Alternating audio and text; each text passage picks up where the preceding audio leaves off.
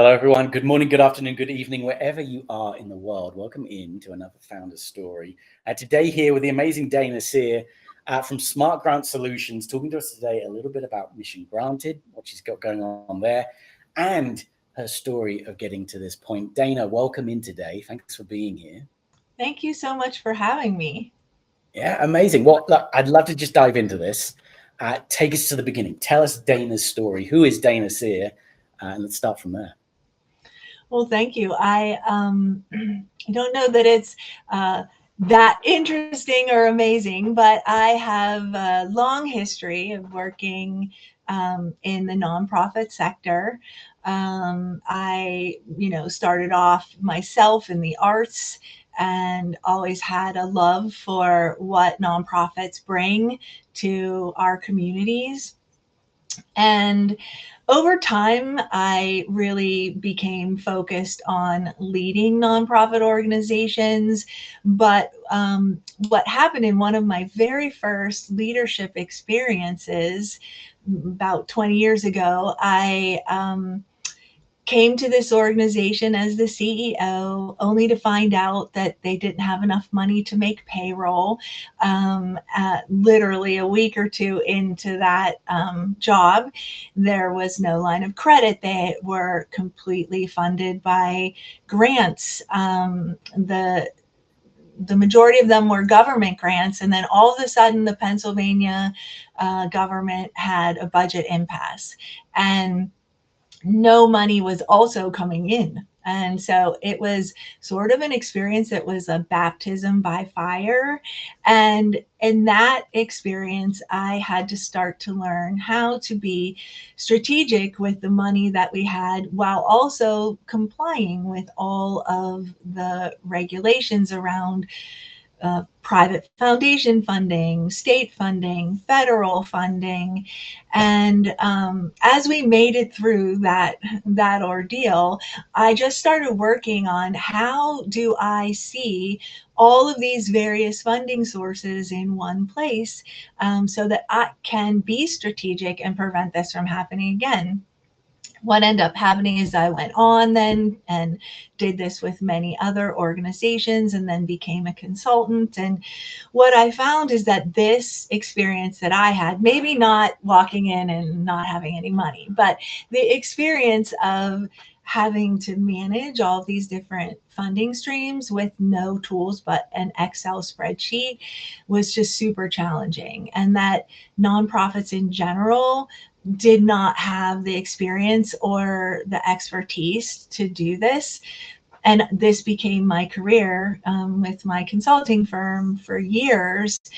Finally, I just said myself, surely there has to be a better way to do this. So I just started looking at every software on the market and could not find anything that helped nonprofits manage their grant and restricted funds in a strategic way that worked with their accounting system. And I just happened to get introduced to a woman who had just exited from a nonprofit tech company. And I was telling her, oh, if you ever want to build a software, here's an idea. And she called me a couple of days later and said, I think you're onto something and I think you should build this. I never saw myself ever as the founder of a software company, certainly not in the later part of my life. But here I am. I call myself an accidental founder. And I started about 2.5 years ago, and we launched our product this year, and we're new to the market. And I feel like I'm back learning life all over again as I love that. the founder of a tech company. Yeah, I mean that is life, isn't it? That constant learning process. So, and I love the fact that accidental, software entrepreneur, but that first experience being that CEO in that nonprofit, a week in, there's no money. Your vision of there has to be a better way of doing this. I can create the solution. That is quintessential entrepreneur. As you're saying that, I'm like, okay, We've got a founder. Of course, that's the name of what we're doing here. Um, But I love that. I have to ask. So can you remember, what was going through your mind when you first realized that there was no money? Like, were you thinking like, I can't, this isn't going to work? Like, what was going through your mind at that point? I think I went home and said to my husband, I think we may have made a mistake, because we actually moved our family. Uh, but here we were, and now we were just moving forward. But yeah, it was definitely an experience that molded who I am today. So Yeah. looking back on it, making it through that, and understanding that and having that experience actually informed my journey to where I am today, for sure. 100%. Yeah, 100%. So what did you do then? Did you just, because I imagine applying for grants quickly at that time, it's not going to be an immediate solution, right? So how did you keep the wheels on the bus at that moment? Well, at the moment, it was just getting cash. So, uh, first, I had to get somebody in that could manage the money and help us understand, get us where we need to go. And at the time, it was the age of this sort of outsourced accounting. And there was a firm here in Pittsburgh who was sort of on the cutting edge of this. And I had just met the founder recently, and I called him and I said, I think I need some help. How fast could you start? And what ended up happening is their accountants and myself end up building sort of this way in this accounting software of how to see your money together over the next 3 years. But for immediate cash, I literally, the board helped me put together a sort of a one sheet about what our needs were. And I literally went to every bank asking for a line of credit.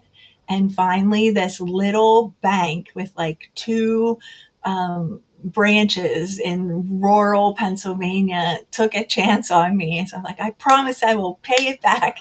And they took a chance, and they gave us the money, and then we were able to pay it back several months later. And we went on to have a really great relationship with that bank. And today, I took my mortgage and everything from that bank. Today, I still have a great relationship with them for taking a chance and Yeah, helping us. I love that. I love that so much. You're talking about like rural communities, like that small town bank that actually can be connected, and that you're not just viewed as a number on a sheet. To be able to build that kind of like rapport and relationship to a point where they helped keep a nonprofit going, which should always be commended, especially in this day and age. Nonprofits are so crucial Yes. to life. Yes. So I love that. Okay. So you have this realization that you are about to become a software founder. What's going through your mind then? Is it similar to when you became the CEO of the nonprofit? Are you thinking, this is crazy? Like, what am I doing? Like, talk to me about how that experience was. It was a very similar experience. I don't know how to develop a software. Mm. So this mentor said, well, I have a company and I'll introduce you. And I told them what I wanted to build, and we had to figure out first if we could build it or not. And I thought, okay, this is easy. I can self-fund this. This is not a lot of money. We can sort of get a prototype together. But they presented me with this proposal of how we were going to build it. Like, here's a prototype, and then here's how we build the software. And as they were presenting this on this Zoom call, I did not understand a word they were saying. I literally just sat there like, and then they paused at one point and said, do you have any questions? And I just said, not at this time. I tried to just keep this really like poker face, but inside I was panicked. Like, what do you think you're trying to do here? And then it got to the end, and the price tag was $1 million. And I'm like, how will I ever do this. I don't have this kind of money. And my mentor realized when we hung up, and she texted me right away saying, "Do you want to talk?" Yes. So from the very beginning, I realized that the learning curve was going to be steep. Um, and for a long time, as a subject matter expert, I met every morning with these developers, sort of conveying my vision to them and what I thought the product should do. And I would leave every day with sometimes legal pads worth of terms that I was Googling afterwards to just understand what we were talking about, and corner cases and all the different language. Was a lot. And there were days where I was like, oh my goodness, will you ever start to feel comfortable? But just like that situation, over time, you just one day wake up and you don't have any more terms on your legal pad, and you made it. And then there are new challenges once you get past that one. I love it. I love it so much. It's that notion of being comfortable in the uncomfortable, and I guess what I love as I'm hearing you speak is, you're talking about, I don't understand this, like the software side of it, almost like, am I a fraud? What am I doing here? Kind of thing. But at the same time, on the other side of the fence, you've got these developers that they're talking about building this, who have got no idea about grant management or anything there. That it's great being a developer, but if you don't have a subject matter expert to actually give you something to really build and get your teeth into, then what's the point, right? So it's Mhm. fascinating to me, and I wonder how many people think there's no way I could ever do that, and just not even try, right? Like your mentor that kind of like gave you that push to go and try and have this Yeah. conversation. It's really shown me the importance of mentorship, and being able to be there for other people, and support them in that way. So I love it. I love it so much. Okay. So tell me about the platform then. Tell me about what we're working with today. All this work that the developer didn't really, get, and you weren't sure about the software, and now you've built it and it's here ready to go. Like, tell me about it. What is it doing, and how does it work? And tell it to me from the point of view of, if I'm a nonprofit using it, like, what's my experience of using it? Right. So much like my experience in my very first role that I told you about, um, nonprofits are managing often many different funding streams, not just grants, but also cash that has been restricted by donors for different reasons. And every single one of those funding streams has their own set of rules and their own set of regulations. So if it's a private foundation, there's a certain set of rules. If it's restricted cash, there's another set of rules. If it's government money, yet another set of rules. On top of that, there are these things are coming and going throughout your year. So they very rarely run alongside your fiscal year exactly. So there's a lot of complexity, and oftentimes on a small budget. It's not uncommon for me to see an organization with $1 million budget have 20, 30, 40 different funding streams. And, most people till now are managing them in Excel spreadsheets. And so as they're growing, they're trying to reconcile all these rules. Where do they come and go in their year? And there are all these different silos in spreadsheets. And if they're trying to build a budget, to understand how all these funding streams fit together, they have to build these super complex spreadsheets that are prone to error and are never right. And it's impossible to see the money in a strategic way. And then if you do get a budget together, which takes weeks and weeks, if you need to make a change, it is super hard, and then it might take another 4 days just to make a change. So you're not able to see your money or be flexible with it, yet alone be strategic.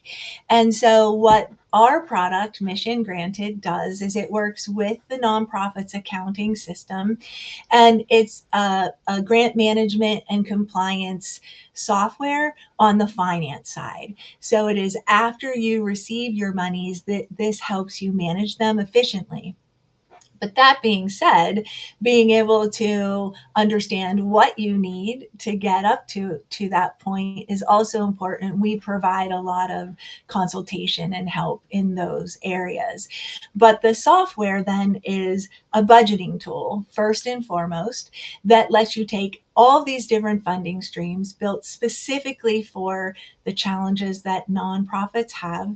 And it lets you put all of those rules and regulations for each funding stream into our software, and it lets all of your teams be on the same page. So the executive director, the program manager, the finance person all understand the rules, the regulations, what's allowed, what's not allowed, what people are allowed in each grant, and then it shows it all together so that you can see where your funding gaps are, how much money you need to get to where you want to go and in what areas. But more importantly, it's a scenario planning tool. So there's nothing like it on the market. And we think this is one of our secret sauce, is that we're able to let people take funding streams in and out very quickly, pivot quickly, rearrange their money, remove and add people, model new programs. What if I have funding, federal funding that I'm going to lose? How can I pivot? Where will my gaps be? How do I decide what plan with my board to move forward? Our tool lets you do that. And then if you have the super complex federal rules, it will take all of those rules and automatically allocate your indirect cost and do all of the super hard compliance things that you need if you have that complexity of funding. And then it takes your actual spending and lays it across all of your budgets, and it provides guidance. You're spending too fast, you're spending too slow, you are over budget here, considering moving your money there. And it lets your whole team collaborate together to see where the money should move and how it should look. And then it will, if you have these complex allocations and things, it will do that for you. So the tool will start with you where you are. If you just need to manage your money in a budget and understand where your funding gaps are, it can do that. But if you have 50 funding streams and you have to comply with federal uniform guidance, we also can scale with you to help you do that. So it's meant for small to mid-sized organizations, and it's meant to scale with your team as your team grows. First, it might be compliance, and at the end, it's automation. I love it. Okay. So this is a big question, and I wouldn't be surprised if you don't have an answer for it. But did you have an idea of kind of like the time savings for an organization that are using this? Because, you know, as you're talking to me about, you know, being able to get the team on one page, being able to handle like compliance in an incredibly easy and efficient manner, I think that's a sale in and of itself. But do you have any idea, like, actually how much time can be saved using the platform? Yes, in just your operational budgeting process, you will save weeks of time.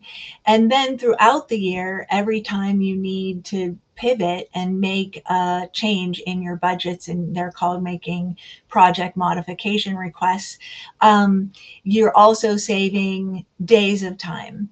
And then when you're, it is particularly if you have reimbursement grants where you spend the money, then you send a bill to get paid for those things after the fact, it will save your accountants days every single month in time in terms of automating those super complex tasks.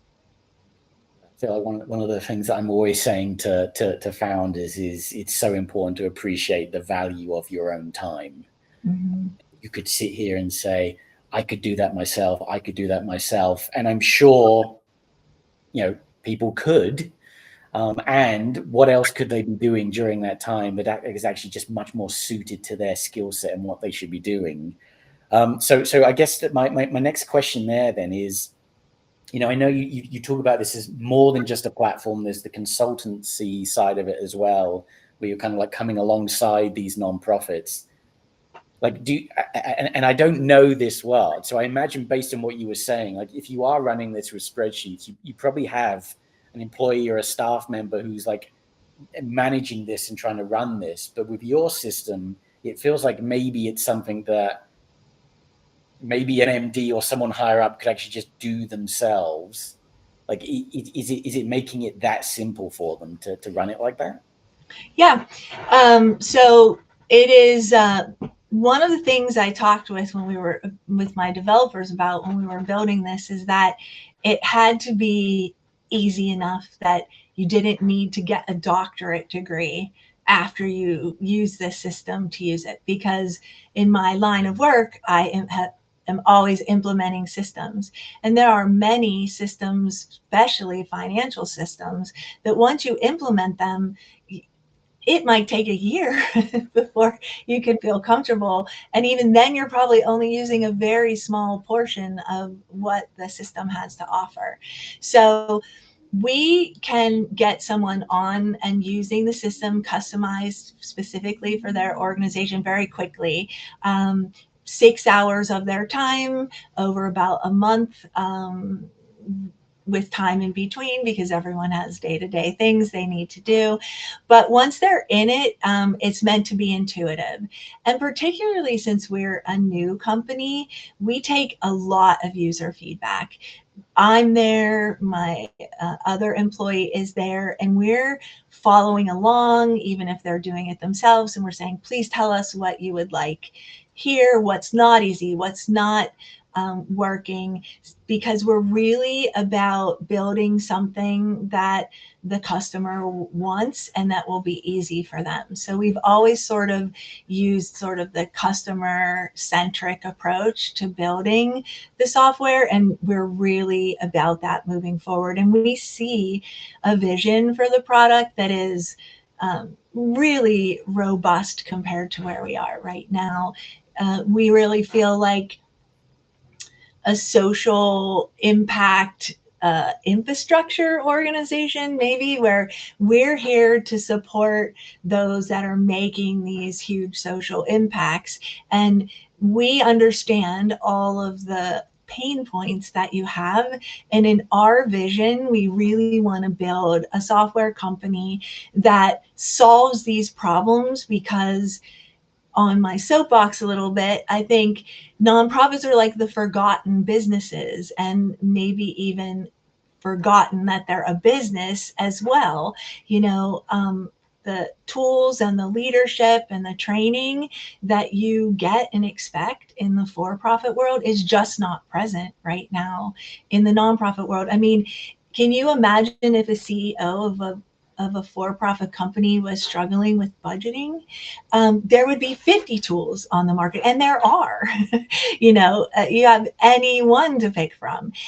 But yet for nonprofits, where the complexity is even harder and the scrutiny is even stronger, there's none of these things. And for me, that's really what we are, is about trying to solve real problems that support social impact organizations. So Tam, I know that you already, this is out in the world, people are getting access to it. Tell me what this experience is like for you, seeing people starting to use it and get value from it. Based on what you're saying, dropped into the deep end as that CEO, no money there. It must be quite satisfying for you to start seeing people like using it. Like, tell me what is that like for you as the founder? It's amazing. There are still days where I open it up and I say, oh my gosh, like, we built this.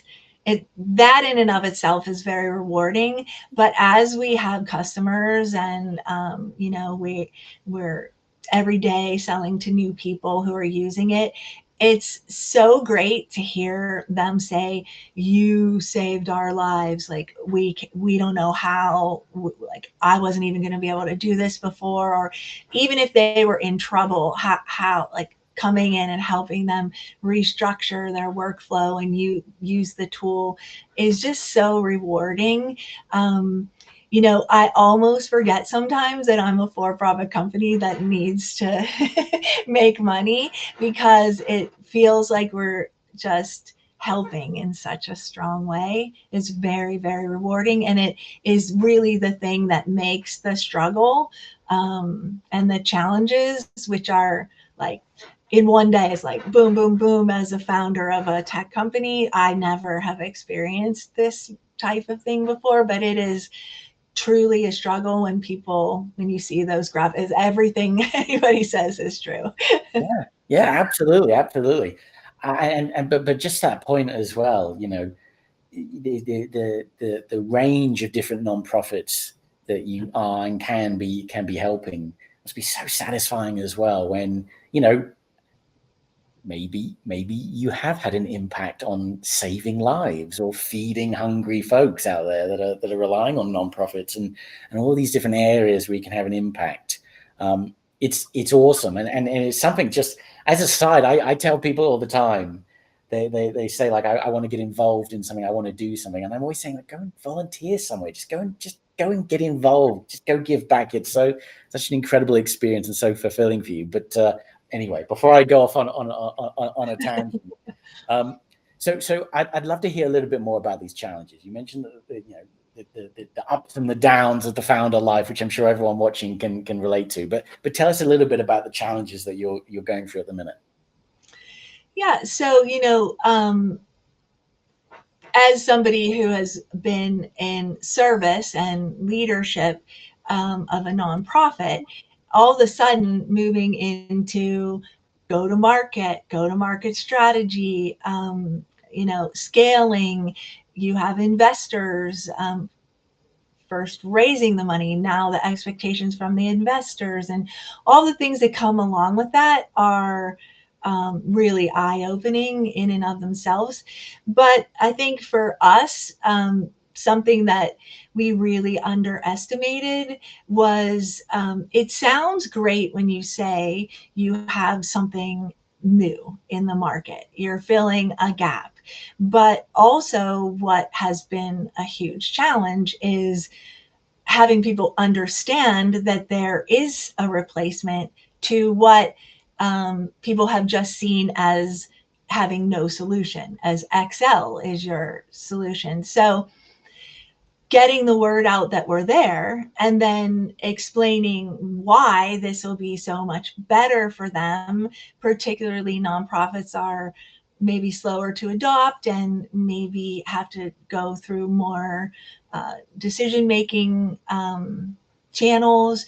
There's lots of turnover, a lot of challenges in making a market. And then in our market, any software that manages money in any way or manages the programmatic side of grants says they're grant management or compliance software. And so, like, sussing out our niche, saying, no, we are the only thing that will help you on the financial side to be more strategic and to handle your compliance. It's very difficult to sort of get that message out there and make a market and then sell it to the people, because we're just trying to educate people about there's a better way. And that probably has been our biggest challenge to date, because anyone that then is in those shoes says, oh my gosh, this is so needed. Is there anything like this? I've never seen it. And I say, no, there's not. And then they're like, oh yeah, tell me more. But getting that message out there, and I think even you commented, oh, help you get grants. No, it's about managing the grants. It's a different way of thinking. and nonprofits aren't used to thinking that way. So it's for us, that's been the huge challenge. Yeah, absolutely. I feel like I speak to so many founders that are so laser focused on raising the money, getting in the grant, whatever it may be, and they have this aha. It's not an aha moment. I guess it's a realization of, we got the money. Oh no, we now need to go and build it. We need to go and do something. We need to actually make something happen now. Yeah. So no, I totally get that whole top of mind awareness for you. That, I guess in an ideal world for you, for the new ones that finally get funding, it's knowing already that you are there and that they can just bang, let's just sign up, let's just go for it straight away. But also, I guess the pain points of those already in that world that are kind of like struggling and doing this. I just think that there's such an opportunity there in terms of time. What could you be doing? You could be applying for more grants, right? You could be focusing on getting more grants in at that end, and spending less time on the management, and help the nonprofit grow and do more good, which I absolutely love. Okay, final question then. So, given your experience, where you are in the world as a founder now, what would be your words of wisdom for other founders out there as they're trying to build their companies as well? I think there are probably two things that have really stuck out for me in this journey, and it is a continual journey of evolution for sure. I think the first one, leading to what I said our challenges today, is same with raising the money. It's easy when you're selling a vision and people will buy into that to raise the money and build the product and be focused on the product. But never along the way did anyone tell me I should be building the market long before we even thought about being ready to go to market. I feel like we wasted a year to a year and a half where we should have been out there trying to survey and get this idea out there long before it was time to start making money. I think had we started trying to understand what channels will people hear us and doing those things a lot earlier, we would be in a lot different position than we are now in terms of just running a business. So that's the first thing I would say. And the other is that what I found when you're a founder is that there's always a lot of people coming at you, giving you a lot of advice. And it's easy when you're like in my position, who's never done this before, and to think that you don't really know what you're talking about and to rely maybe too heavily on other people's advice. I would say that you need to rely on your gut. Like, you know the product you're building, and if you're building it, you're an entrepreneur, you have good instincts. I'm not saying ignore advice, but really like filter it more. And when you think something isn't resonating with you, listen to that and go your way that you feel strongly about. And that's not to say you might not fail, but I look back saying, oh, I'm going to surround myself around really smart people. I don't want to make a lot of mistakes. I've built companies before. I don't want to, like when I was young, but I made just as many, maybe more along the way. And many of them have been not relying on my own intuition and my own gut about where the company needed to go. Nobody's going to be your advocate as good as you or as well as you. And you need to remember that. Yeah, I love that. I love it so much. Have some faith in yourself and your own ability, right? You've gotten this far. Trust in your gut, and also like don't be afraid of the mistakes. Mistakes are going to happen. Failure is going to happen. That's all a part of that process. I love that, and somewhat ironic as well. Great advice. Don't always take advice. Ignore it. Just believe it. But I love it. I love that words of wisdom so much. Well, I know we're at time, so thank you so much for being here, Dayna. Really appreciate it. Thanks for joining us today. Thank you so much for having me. It's been a pleasure.